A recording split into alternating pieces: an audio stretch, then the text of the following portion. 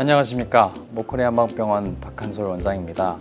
저번 시간까지 저희는 이제 장요근에 대해서 좀 어떻게 풀 수 있는지 살펴보았습니다. 이번 시간에는 그 포인트에 이어서 왜 우리는 새우잠을 잘 수밖에 없는가에 대해서 좀 살펴보도록 할 텐데요. 보통 사람이 의자에 오래 앉아 있거나 물건을 들었다 내렸다 하거나 허리를 굽혔다 폈다 하는 자세가 좀 반복이 되면 허리 안쪽에 이 깊숙한 곳에 숨어 있는 장요근이라 하는 근육들이 되게 굳게 됩니다. 이 허리하고 다리를 연결해주는 큰 근육이라고 말씀을 드렸었는데요. 이 근육이 위아래가 짧아지게 되면 허리와 무릎 사이가 가까워지게 됩니다.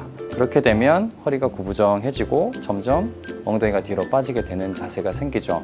이런 것들이 지속이 돼서 나이가 들고 퇴행이 되면 시골에 가서 흔히 볼 수 있는 우리 꼬부랑 할머니들처럼 척추관 협착증이라는 증상도 생길 수가 있는 아주 무서운 질환이 될 수도 있겠죠.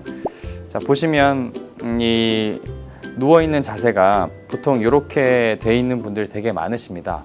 요즘에 현대사회에 의자에 앉아서 그다음에 모니터를 쳐다보면서 구부정하게 세워라 내워라 하면서 장시간 동안 앉아서 허리를 과도하게 쓰시는 분들이 아주 많죠.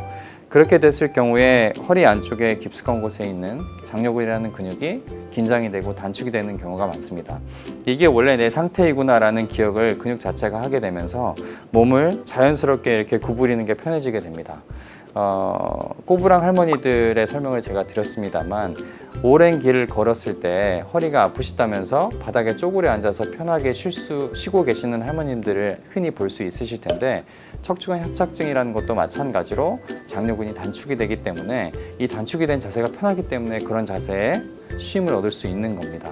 보통 잠을 잘 때 베개를 옆으로 베고 이렇게 옆으로 누워서 자면서 무릎이 골반보다 더 위로 올라오시는 분들이 상당히 많으신데요. 이런 수면 자세가 어떻게 보면 일시적으로는 내 몸에 편함을 줄 수 있고 몸의 고통도 좀 덜 수 있는 좋은 자세라고 생각될 수 있지만 장기적으로 봤을 때는 이 안쪽에 굳어져 있는 근육들로 인해 척추가 많이 부담을 느낄 수 있는 안 좋은 자세라고 할 수 있겠죠. 그래서 이 근육을 보시면 무릎이 골반보다 높이 올라가 있고 허리는 많이 앞으로 숙여져 있습니다. 이 안쪽에서 잡고 있는 근육이 큰 근육이 얘를 잡고 있다고 보여지고 이랬을 경우에 허리 안쪽에 스트레인과 스트레스가 상당히 많이 들어갈 수 있습니다.